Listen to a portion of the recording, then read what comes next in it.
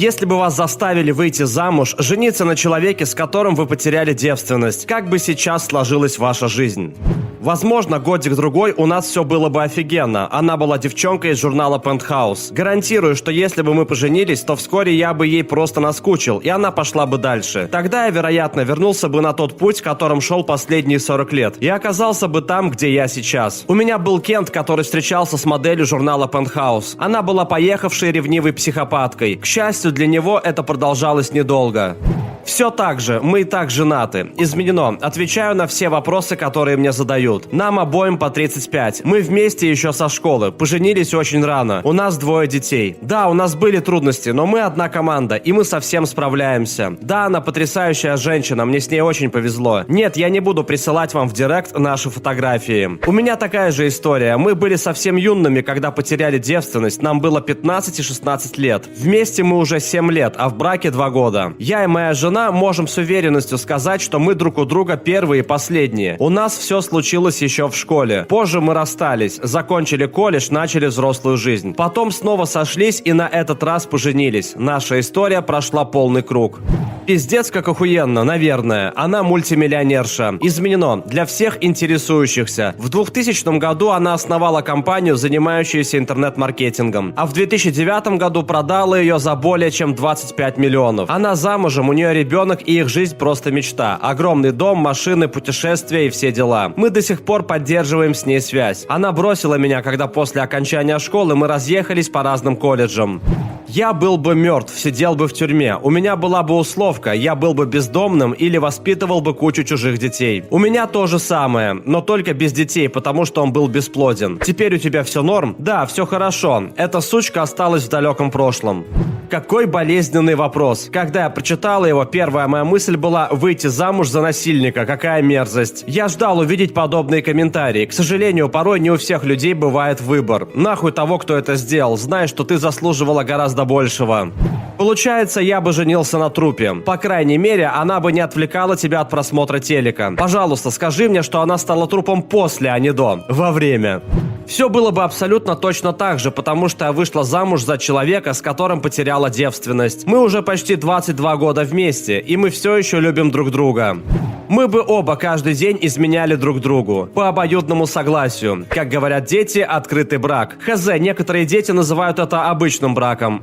Возможно, все было бы хорошо, но не так хорошо, как сейчас. Он замечательный человек, и я все еще поддерживаю с ним связь. Но нам не суждено вечно быть вместе. У меня такие же чувства. Он был и есть отличный парень. У него замечательная семья, и все мои родные любили его. К сожалению, я его не любила. Мне было тяжело осознавать то, что я разбила ему сердце. Но после меня он встретил свою нынешнюю жену, и теперь у них прекрасная семья. Примерно в то же время я встретила своего нынешнего мужа, с которым у нас уже 3 детей. Думаю, что в какой-то момент мы оба думали, что счастливы вместе. Однако я рада, что у нас появился шанс понять, что нам просто было приятно друг с другом. Ага, у меня подобная история. Тогда мы были влюблены друг в друга, но мы были очень молоды, и нам еще многое предстояло узнать о себе и о жизни. Я по-прежнему высокого мнения о нем, но, как оказалось, мы шли в разных направлениях. Быть замужем за насильником, какой ужас. Ага, у меня такая же ситуация. Просматривая комментарии, ужасно видеть, что у многих первый опыт интимной близости был именно таким. Надеюсь, сейчас у тебя все хорошо. Примерно та же тема, просто я решила, что раз это было не по обоюдному согласию, то этот раз не считается, поэтому я даже не учитываю его за свой опыт. Я думаю, все было бы просто замечательно. Она была и есть потрясающая женщина. Но я бы ни на что на свете не променял те 40 лет, которые прожил с моей покойной женой, включая все взлеты и падения. И когда она покинула меня, она оставила мне 2 замечательных сыновей и 2 потрясающих внуков. У меня такая же ситуация. Мой первый раз произошел с любимым человеком. И было бы хорошо, если бы у нас все продолжилось. Мы расстались, потому что любовь между нами охладела. Но если бы этого не случилось, то все было бы просто замечательно. Сейчас я нахожусь в отношениях, которые я бы не применяла на предыдущую большую любовь. Я счастлива там, где я есть. Ни о чем не жалею. Было очень приятно читать твой комментарий. Что касается моей первой, я не думаю, что у нас был бы счастливый брак. Насколько я слышал, она стала алкоголичкой и подсела на вещества. Спустя год после того, как мы расстались, я встретил свою жену. Это было 34 года назад. И вот уже как 27 лет мы женаты. Единственное, о чем никто не говорит, это то, что даже самый лучший брак представляет собой адские американские горки. Бывают и прекрасные времена, и ужасные. Я рад, что мы выдержали все трудности. Сейчас у нас двое прекрасных здоровых детей, и я не могу представить себя с кем-то другим. Свою роль также сыграло и то, что я католик, выросший в итальянской семье. В раннем возрасте нам внушали, что развод – это грех, и то, что нам ни в коем случае нельзя разводиться. Ты можешь ограбить банк, продать дорогой товар, выпавший перед тобой из грузовика, и совершить даже худшие преступления, но только не развод. Лол. Искренне сожалею о твоей утрате. Кажется, что именно тогда, когда ты действительно начинаешь ценить кого-то и осознаешь, что ты понял, что такое брак, становится уже слишком поздно. По твоему сообщению я понял, что любовь и связь между вами все еще очень сильна, и что твоя жена все еще живет в твоем сердце и в твоих детях. У нас все сложилось бы не очень хорошо. Он был милым, приземленным парнем, но потом он получил крутую работу, а отец купил ему шикарную машину, и он превратился в полного мудака. Складывалось впечатление, будто он превратился в самого конченного козла всего за одну ночь. Он бросил меня по телефону, вероятно, потому что решил, что я перестала быть на его уровне. Мое сердце было разбито, но жизнь продолжалась. Много лет назад я узнала, что он лишился своей крутой работы, а поскольку он получил ее благодаря связям, а не потому, что реально знал свое дело, он не смог найти такую же работу или хотя бы работу в той же области. Одна компания порекомендовала ему пройти обучение и получить диплом. Они бы полностью проспонсировали его обучение, чтобы он мог вернуться в отрасль, но он отказался, потому что у него сложилось впечатление, что он умнее всех. Он ничего не предпринял в этой ситуации и в итоге стал работать на заправке, где работает по сей день спустя столько лет. Я не могу представить, как такого рода человек может стать хорошим партнером в жизни. Удивительно, что материальные вещи могут сделать ветреным человеком. Не, на самом деле он всегда был мудаком, который просто притворялся хорошим. Материальные вещи не меняют людей, они лишь обнажают их истинную натуру. Я периодически думал об этом. Она несколько раз обручалась с другими парнями, но так и не вышла ни за кого замуж. В итоге она забеременела от донора спермы и последние 10 лет по собственному желанию была матерью-одиночкой. Недавно она стала не то чтобы трансгендером, скорее небинарной личностью. Кажется, она счастлива. Честно говоря, я понятия не имею, что было бы, если бы мы в итоге сошлись. Я и тогда не хотел, и до сих пор не хочу детей. Возможно, этот вопрос стал бы для нас камнем преткновения. Кроме того, после окончания университета я дико хотел путешествовать, и позже я оказался на другом конце страны. Не уверен, что мне бы захотелось оставаться в нашем родном городе, при этом я уверен, что она вообще не хотела никуда уезжать. Так что, возможно, мы бы столкнулись с какими-то серьезными препятствиями и расстались бы через несколько лет. А возможно, я бы почувствовал себя комфортно там, где я есть, и у меня пропало бы желание уезжать. Может быть, я бы остепенился, и мы бы завели с ней детей, хотя это маловероятно.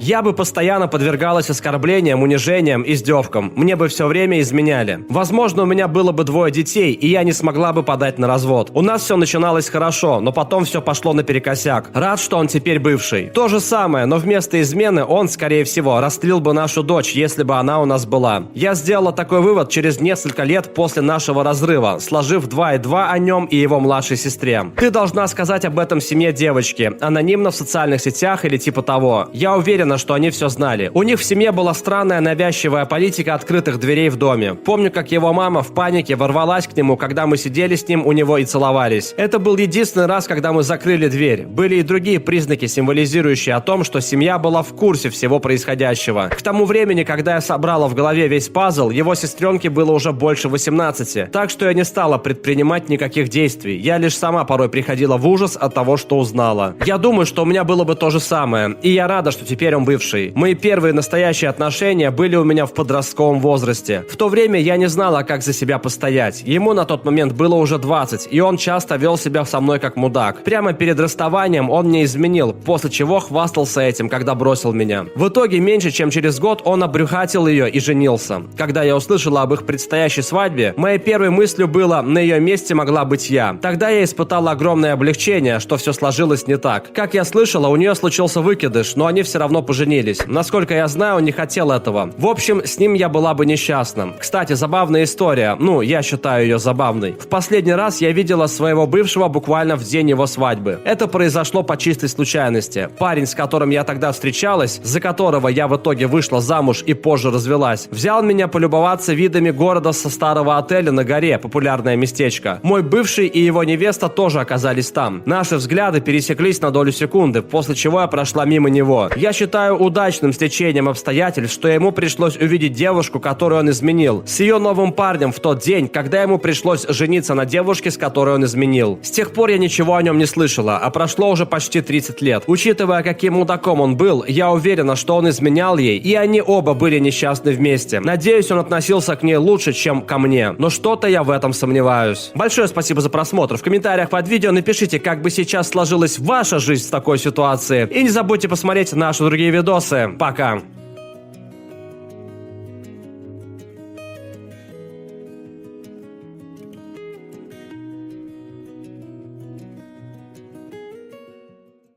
Alright, everyone's presentations are done.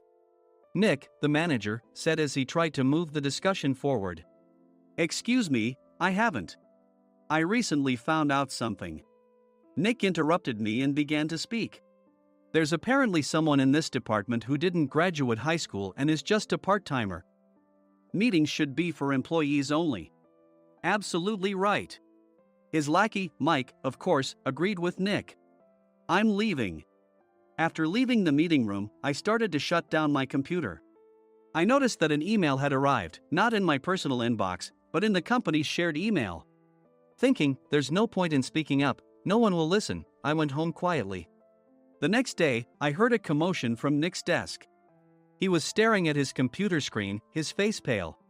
Nick? Is something wrong? Mike looked at the screen with him. And he turned even paler than Nick. Why is he so angry? Knowing the reason for Mike's distress, I thought to myself, serves them right. My name is Adam. My mother passed away when I was in the 9th grade, and I was raised by my father. Well, you could hardly call it being raised. After my mother passed, my father changed. He drowned his sorrows in alcohol, and though he still went to work, he squandered our living expenses on horse racing. Because of that, I had to start working part-time as soon as I entered high school. Every month, I went to the convenience store with bills in hand that couldn't be auto-deducted from my father's account. Even though I endured it because I didn't want to be alone, I reached my limit in my second year of high school and dropped out. I found a live-in job at a distant inn. Thank you for everything. The day I left home, my father, still staring at the TV, spoke. Take care.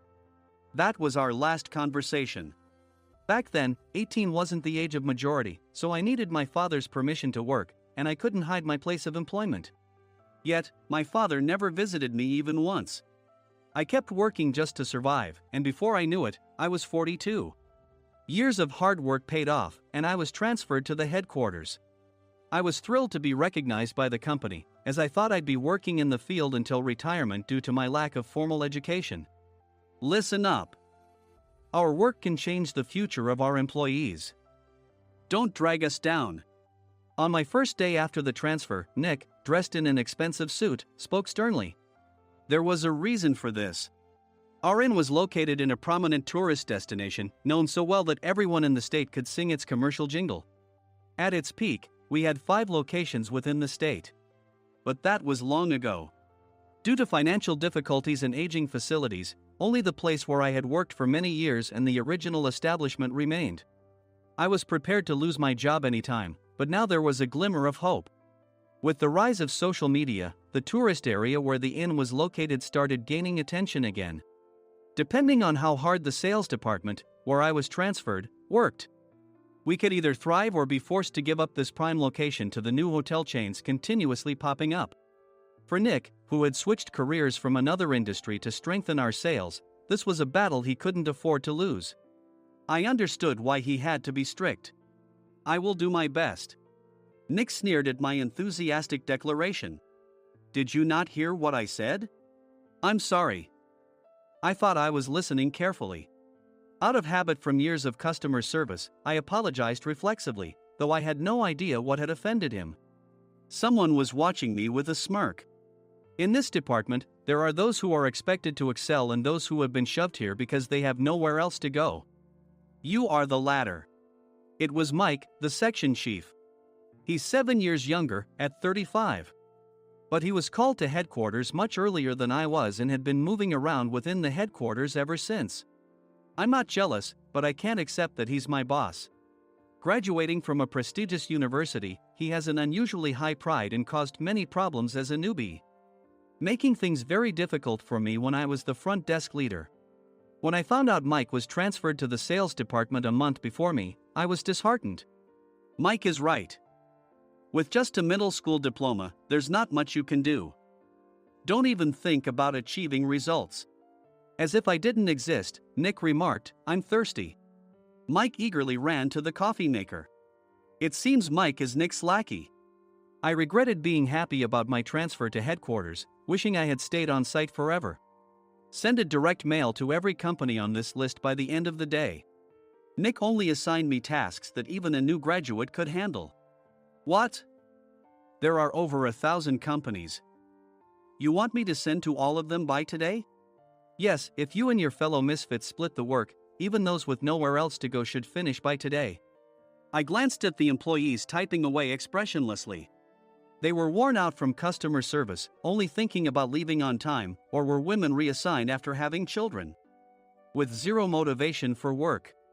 Even Sam, a new graduate from the same university as Mike, who was supposed to be among the expected achievers, had no enthusiasm for the job, having joined the company wanting to do customer service. "I don't care what they say, I plan to quit anytime," he said. Only Nick and Mike were highly motivated, making all the decisions between the two of them. I originally only wanted to work at the inn to survive and had no particular attachment to this job. I swallowed my words, thinking I had no right to reprimand them. About a month after the transfer, Nick told us with a frustrated look, "To commemorate the 50th anniversary, we've decided to create a plan exclusive for one group per day." Originally, Mike and I were supposed to come up with it, but our president, Mr. Thompson, insists on hearing everyone's opinions. "So, you all get a chance." As Nick explained, Mike began handing out prints. "Make sure not to embarrass Nick. If your ideas are half-baked, you'll have to redo them." It seemed that they had printed his handwritten notes by Mr. Thompson, which included several questions and a section for free responses. It made sense why Nick had to seek our input, given that all responses had to be submitted to Mr. Thompson. We were given a week to think about it, and a meeting was scheduled to compile our ideas. My plan is to let guests enjoy both the old and modern America. Nick began the presentations. Guests would watch a master confectioner at a nearby traditional sweet shop make sweets in front of them. The welcome drink would be premium tea in a bottle. Nick's plan was certainly attractive. After his presentation, Nick called on us to present in the order we were seated. Just as I stood up for my turn. "All right, everyone's presentations are done." "Excuse me, I haven't. I recently found out something." Nick interrupted me. "There's someone in this department who didn't graduate high school and is just a part-timer." He was likely talking about me. I joined the company as a part-timer and was made a full-time employee when I turned 20. That was 20 years ago, so Nick and Mike probably had no chance to know until recently. Meetings should be for employees only. Absolutely right. After that, Nick kept creating opportunities to solicit everyone's opinions, purposefully excluding me from speaking. The meeting unexpectedly heated up and went past the scheduled end time. A few people asked to leave, and the discussion continued with the remaining few. "Still here?" Normally, you'd leave in that situation. Though I had no attachment to the job initially, hearing kind words from customers made me want to make them happier. For someone like me, with nowhere to go, the inn was my home and customer service was my life. I felt pathetic about my current self. "I'm leaving." I left the conference room and started shutting down my computer. I noticed an email had arrived, not in my personal inbox, but in the company's shared email. Thinking no one would listen to what I had to say anyway, I quietly went home. The next day, while preparing the DM as instructed, I heard a commotion from Nick's desk. In his haste to stand up, he hit his knee on the desk. He stared at his computer screen, his face pale. "Nick? What's wrong?" "Mike, thinking he should be the first to rush over, approached Nick while still wearing his coat. He peered at the screen with Nick. And he turned even paler than Nick. Why is he so angry? Who is responsible for this company? Nick, more irritated than ever, asked, and Mike answered without checking. Probably Sam. Sam wasn't there because he was attending a morning training session for new hires. Nick gave up on getting angry and returned his gaze to the screen. They were looking at an email that arrived right after the end of the working day yesterday. Apparently, no one, including me, had checked it before leaving. The email was from a large company that used us for their annual employee trips.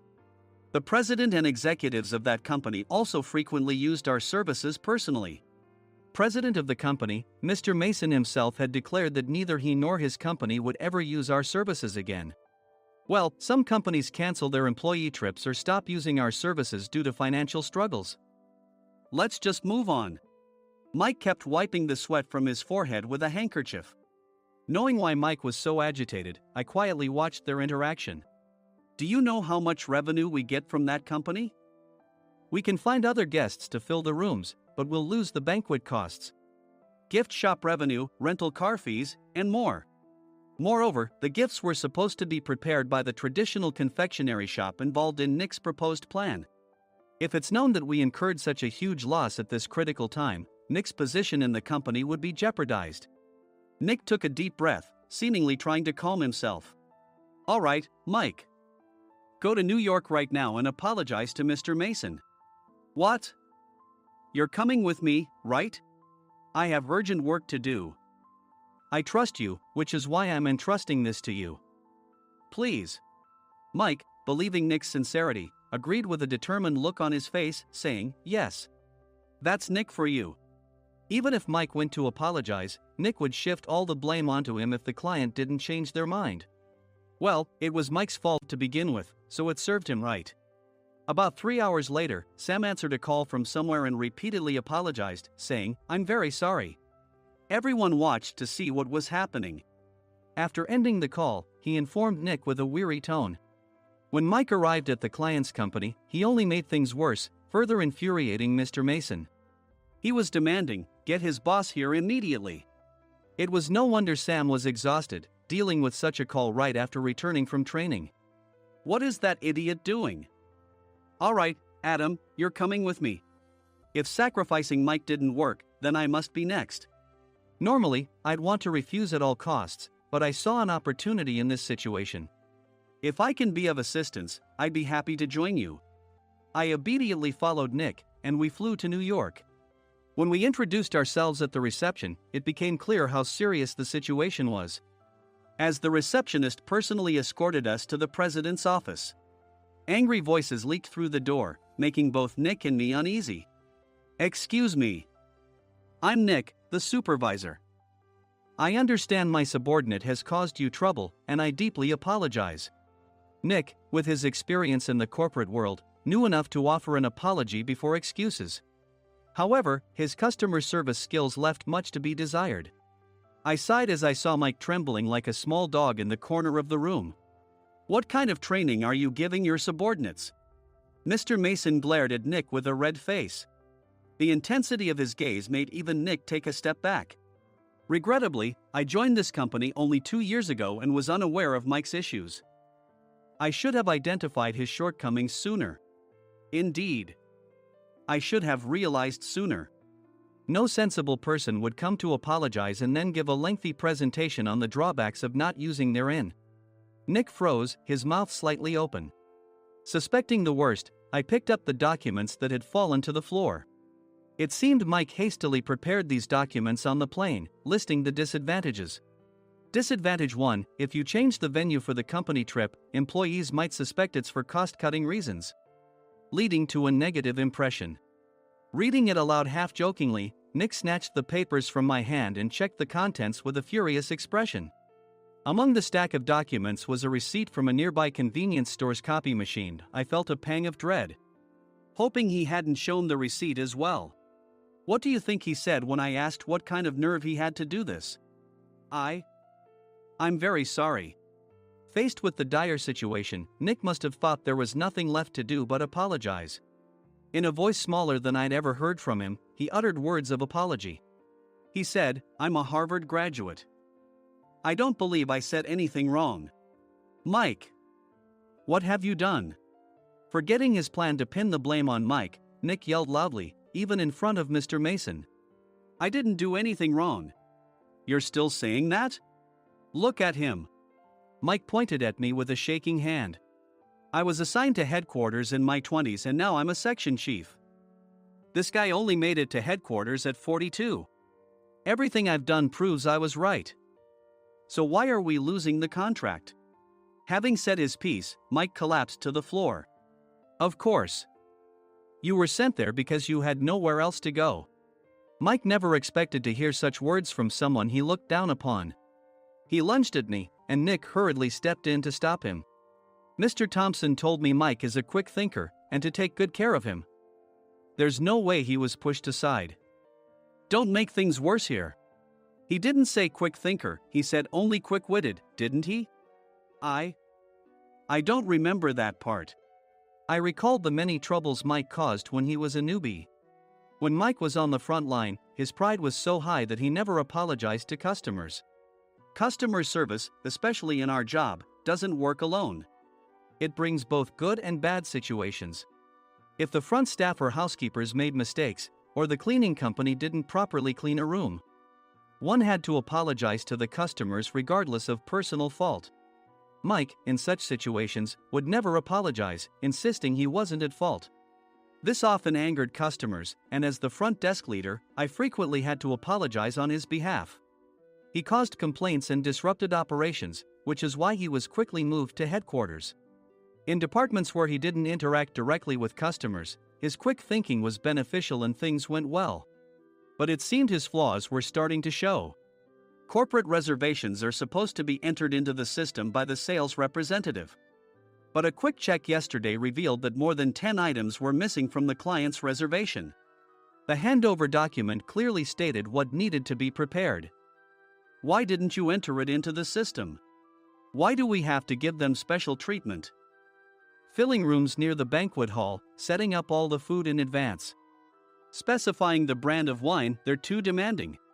No wonder he always angered customers, I thought, feeling a headache coming on. Grouping them in rooms near the banquet hall is for our benefit too. It makes it easier for the staff to set up beds and serve breakfast since everyone's schedule is synchronized. As for the other requests, Mr. Mason suggested them to lighten our load. I didn't know that. Nick finally seemed to realize that Mike was the one who had angered the client. What did you say to them? I just told them we wouldn't give them special treatment anymore. We shouldn't waste effort on things that don't bring in money. I was utterly exasperated at his lack of understanding of customer service. Of course, we shouldn't comply with unreasonable demands. But carrying over successful practices from past stays makes customers feel remembered and enhances their experience. Good memories encourage repeat visits. That's part of our job. I looked down at Mike, who was sitting on the floor. In our job, nothing is a waste. Mr. Thompson likely moved you to the sales department, hoping you'd finally understand this. How do you think he feels now that you've failed to meet his expectations? Mike, tears in his eyes, fled the president's office. I was amazed he still hadn't apologized. You have it tough, Adam. It's okay, we're all employees of the same company. I deeply apologize for this disrespectful incident. Especially after all the care you've shown us. If it weren't for you, Adam, I really would have stopped staying here. When I heard you were moving to the sales department, I was willing to reconsider if you handled it. Seeing us talk so amicably, Nick's face contorted. Do you two know each other? Adam's service is excellent. I always requested him specifically. Normally, we don't accept specific staff requests, but we made an exception for Mr. Mason, adjusting my shifts accordingly. He had personally stayed at our hotel just before my transfer, and during casual conversation, I mentioned, I'm moving to the sales department soon. If I hadn't told him then, things could have been much worse. Please continue to take care of us. I look forward to it. On the return flight, Nick awkwardly offered me a can of beer. It's still working hours. Of course, I had no intention of forgiving him for a single beer. Nick might try to pin everything on Mike and avoid any consequences. While pondering this, a startling fact came to light.